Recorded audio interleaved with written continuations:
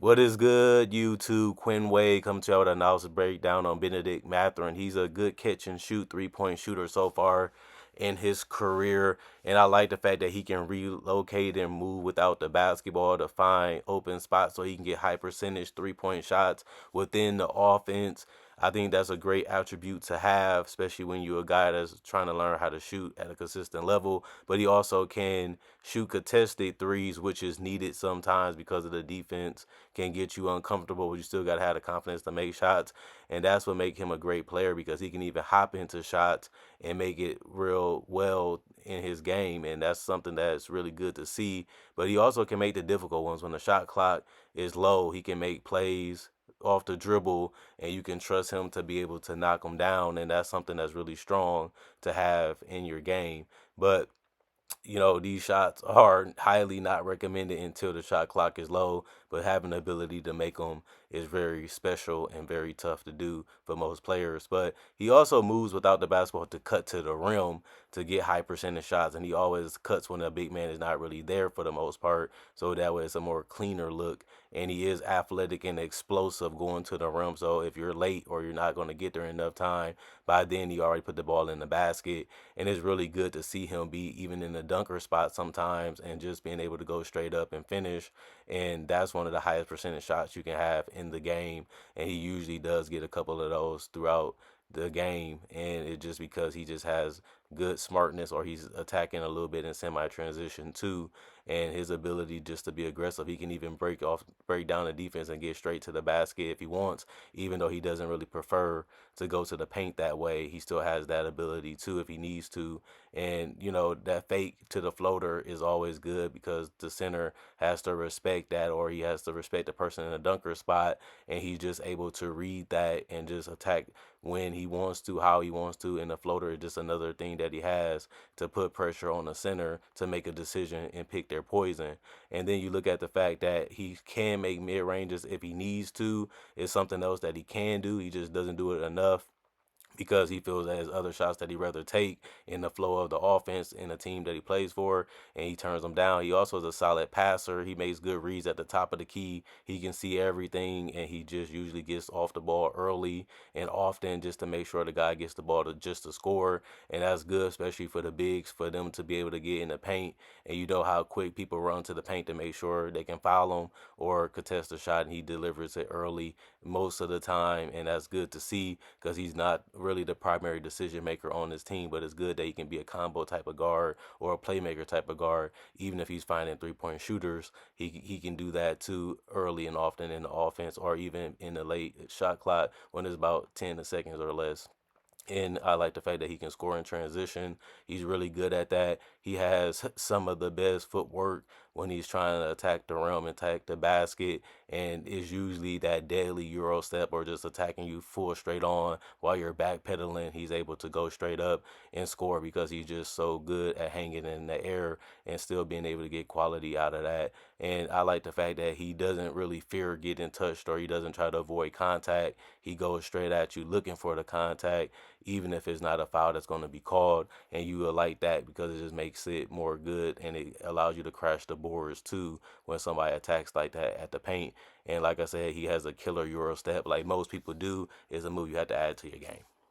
Bennedict Mathurin finding his groove. He was already one of the best rookies when he did play in his rookie season, being able to be a high volume scorer and a guy with a big long body that's very strong. And he's already 6'5", 210 coming into the league out of Arizona, and just polishing his handle, polishing his skill, polishing his vision is something that he has been doing over the last couple years. And he was able to get up to 2 assists, which ain't crazy in numbers, but remember he is coming off the bench and he is playing with one of the best playmakers in the game in Tyrese Halliburton, and he's still showing you that he can do a lot of lifting and a lot of weight carrying for this team, and that's why they've been throwing him in the starting lineup because he played 7 games so far this season and he's already started 2 of them, and they need him because when you're shooting 53% from the field and you're already scoring double figures every time you come off the bench and you have the ability to go for 25 to 30 or more, which he has already shown throughout his career, it shows you that he needs more time and he needs more, you know, burn when it comes to having the ball in his hands because he's just that tough to guard.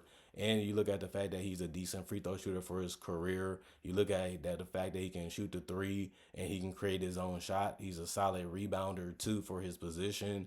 It's not much that Bennedict Mathurin can't do, and I'm just excited to see what he does do for the team that he plays for, the Indiana Pacers, because I look at this guy as a guy that has so much potential and so much untapped potential too, because he can really do a lot of these things already, and we already seen that how many moves he have and how many things he can do on the court, and it's just amazing to see this guy show that he can come in right away and hang with anybody, and he did that as a rookie, and now he's continued to do that in his career. Obviously he had a little bit of an injury that destroyed his career a little bit last year, but I'm hoping that he can be healthy for majority of this year so we can see more of the real Bennedict, which is a guy that's on the floor to be a flame starter. He's going to start scoring. He's going to keep scoring. He's going to find a way to blend in with the offense, find a way to camouflage in the offense, and he's going to find a way to make his impact made as much as he can. And I feel like he's the best scorer on the Indiana Pacers already,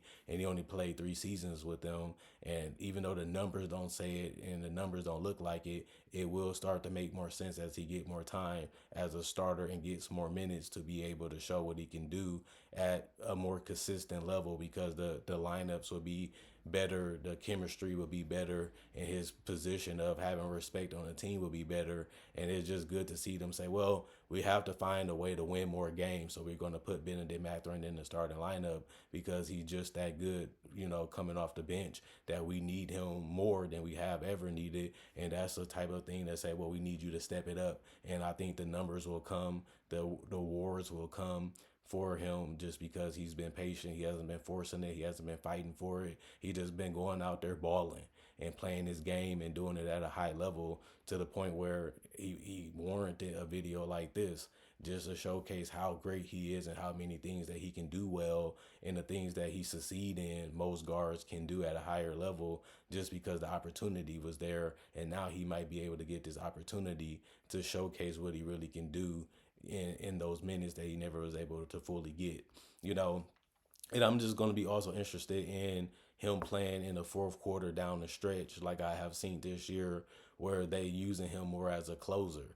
We need you to have the ball, and if we pass you the ball, we trust you to be able to make the right shot or to make the right decision or to get to the spot that you want to be able to shoot in or score in. And I think that that's something that he has shown that he can do. When you give this guy the ball, you don't know what he's going to do sometimes, but you know that he has shown that he can make the right decision for the most part, even if it's scoring the basketball. And I think that Rick Carlisle and these guys are letting him play his game and let him find himself at the same time, because that's what most young players have to do when they're trying to adjust and adapt to the NBA level of basketball. And I think that he's done enough of that. Now it's time to give him a real opportunity to show that he's one of the best guards in the league. And I think he is. Like, based off what he was doing as a rookie, being able to average 20, I think that's a legitimate goal. I think he can actually do that very easily, especially if he gets the ball in his hands more and get more touches and get more opportunity, even when it comes to playing time. I think the numbers will show he's definitely one of the better ones in the league. And I've seen other guys needing the same opportunity, even if it was on the same team, and they turned into be exactly what we thought that they would be at the NBA level. And I think Bennedict Mathurin would be another product of that, thinking. And it's just good to see that he's getting the opportunity again to showcase what he's really great at doing, which is putting the ball in the basket and making his teammates more confident and feel better when he's on the floor with them. And I think he mastered that already. Now it's time to see him unchained and unleashed, which I hope Indiana does this year for him. And even if it happens in the future with another team, I think that this is a guy to keep your eye out on, because he's just set to break out eventually at the NBA level and eventually be an all-star caliber player, which I think he already has shown that he has the ability to be. Other than that, comment, like, subscribe, share, hit the notification bell for more analysis. And if you love NBA basketball and NBA content, this is a channel for you, because most people that watch this channel for the first time usually love the content that I make and love what I do. And if you one of those people that want to get a new person to listen to, this might be the channel for you, as I do breakdowns, as you see. Also do rookies. I also do legends, and I also do conversation videos, kind of like a face cam, to tell you what I think. And if you love that type of content like a podcaster, I do those too. then this is the channel and I'm the person for you. Then subscribe, hit notification bell, or you can just subscribe to my podcast. Is a be in the description. And if you're new to the channel, just don't forget to check the channel frequently as I upload a lot of videos throughout the day, throughout the weeks, throughout the months, throughout the year. So you bound to miss one or two videos that you really wanted to see. And by me knowing that, I'm just sending you a reminder if you watch this video to continue to check the channel when you get more free time to get the answers and the things you think that I didn't answer already probably on the channel, most likely because I upload that much. That is going to be on the channel eventually, or is already going to be on the channel when you check. And that's just a reminder to continue to check. Other than that, see you guys later.